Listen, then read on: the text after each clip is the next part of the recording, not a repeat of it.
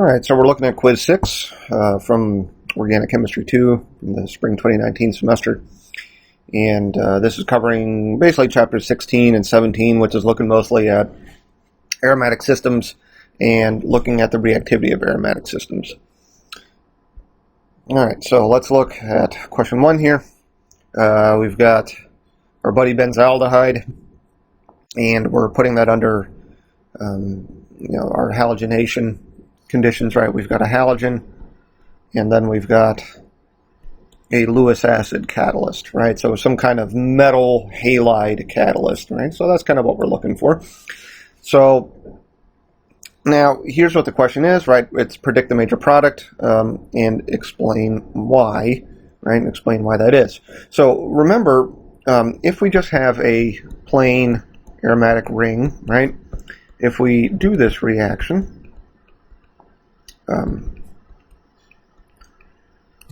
and we're going to plop a bromine ring on, we're going to plop a bromine onto our ring. Great. Now, it doesn't matter, right? It does in the reaction in blue down there, it doesn't matter because we can just put that wherever, right? There's nothing else on there. But once we start to add a substituent, right? Once we start to put groups onto the ring, then we have to worry about ortho-para directors versus meta-directors. And remember, when we're making that judgment, right, we're looking at the atom that's directly bound to the ring itself. So in this case, we've got a carbonyl carbon there, right? We've got a carbonyl carbon. And that carbonyl carbon is feeling partially positive, okay? And so what that means is that it's going to be withdrawing electron density out of the ring. Right? It's going to be withdrawing electron density out of the ring. It's partially positive, right? Let me get rid of this here. Okay. So if we have a positive feeling atom that's directly bound to the ring, that's going to make it a meta-director, okay? Say, oh, okay, great. So here's our answer then. We're going to plop a bromine at one of the meta positions, right? Good. So we took care of that first part. Now we need to clearly explain why. I kind of ran through it in words, but let's put this into practice. Remember, when you're trying to explain why a reaction happens, what I'm really asking you is draw the mechanism and, sit there and look at it, right? So let's draw the mechanism and then sit there and look at it. So in the first step, our bromine interacts with our Lewis acid. Right, so we make our adduct.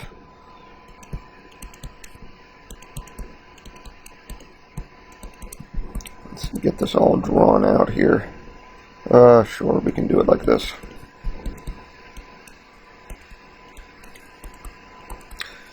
So that's got a plus, that's got a minus. So remember, this is called electrophilic aromatic substitution.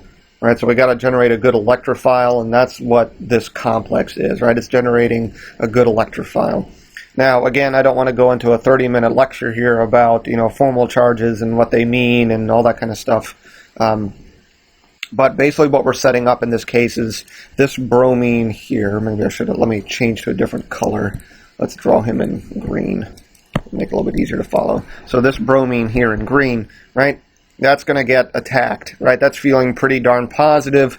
This bromine-bromine bond right there is pretty darn weak right now, right? So we're going to attack with our ring is going to attack that bromine right there. So let's draw our ring. I'm going to abbreviate my aldehyde group as just CHO, right? Okay, so we swing out, we grab that, we make a bond, we break a bond. Wunderbar. All right, and here we get to the crux of the matter. So let's draw that up here, right? So there's my CHO group. I don't know why I switched to blue all of a sudden, but I guess I'm just in a blue mood. Man. There's that. We made the bond to our green bromine. Pardon me, I think I'm fighting a little bit of a cold here, so if you hear me clearing my throat. Okay, so there we go. There's the consequences of our actions, okay? So we push some electrons around the ring to draw resonance structures. So pardon me for just a second here while I draw these guys out. So we made bond in red there. We have purple here, got purple there, got green here. And we can do this once more. All right. And draw one more resonance structure. Let's see if I can give myself some space here. Just kind of clear that out. Marvels of modern technology. Alright. Got that. Let's bring in red, red, purple, green. Right. Alright, so we just drew our resonance structures to stabilize that positive charge. The whole point being this. So the reason why this is the major product is because that positive charge, that carbocation that's formed during the mechanism, is not placed on the same carbon. Let's mark it in yellow, right? There is our carbon that's bound to our positively charged, right? To our positively charged carbonyl carbon there. If we put that carbocation onto that yellow carbon, right, it would be a destabilizing effect, right? You have a positive next to a positive. It's just not going to want to happen, right? It's just not going to want to happen. So, but by putting things in the meta position, we avoid forming that resonance structure, and we end up forming a more stable intermediate, right? And what I would suggest you doing is going through and doing the 1,4 substitution or the para substitution and seeing what happens. If you do a para or a meta substitution, you're going to end up putting that positive charge onto that yellow carbon, and you put a plus next to a plus, right? So with deactivators or with meta directors, the reason why is because you generate a positive charge, and through resonance you will not put it onto that yellow position there. Okay, so let's just finish this up, just for argument's sake. Let's see, what do we want? Let's take this guy here. Let's duplicate. We'll move him down here so we can continue on with our mechanism. Clean that up. We'll drop a friendly hydrogen right there. Just to keep things all simple, let's duplicate that. Let's bring this here. Clean some things up. Right. So this guy right here is what's left over, right?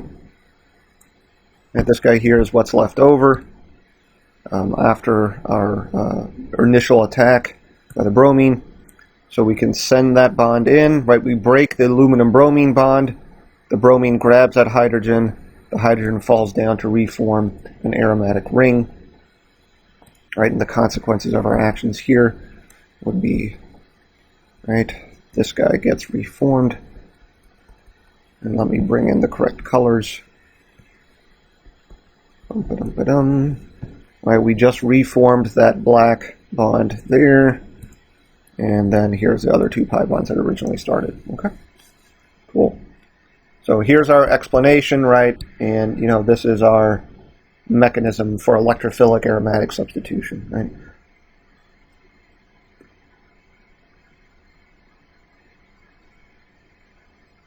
Now, it should be noted that this mechanism is pretty much going to be the same for every electrophilic aromatic substitution, right? You got to generate a good electrophile, the ring's going to attack, and then you reform the aromatic ring at the end, okay?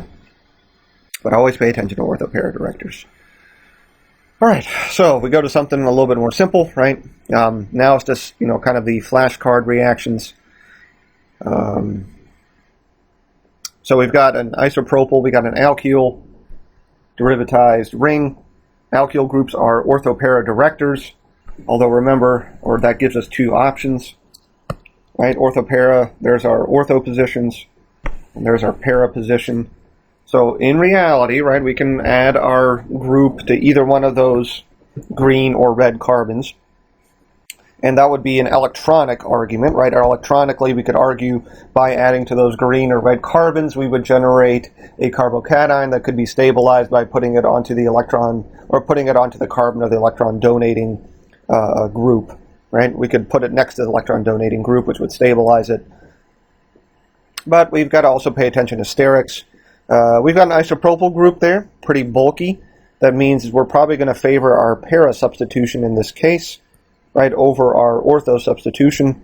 So our product is probably going, our major product is likely going to be this guy here, right, where we drop a nitro, right, an NO2. Right, this guy's going to add a nitro group, right? The sulfuric acid is a stronger acid. We're going to end up protonating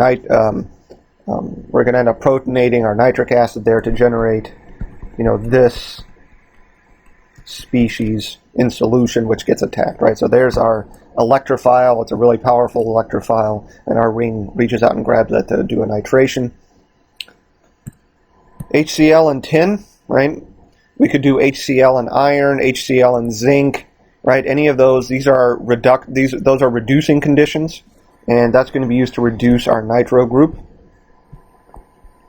So we're going to reduce our nitro group to an amine, right, an NH2.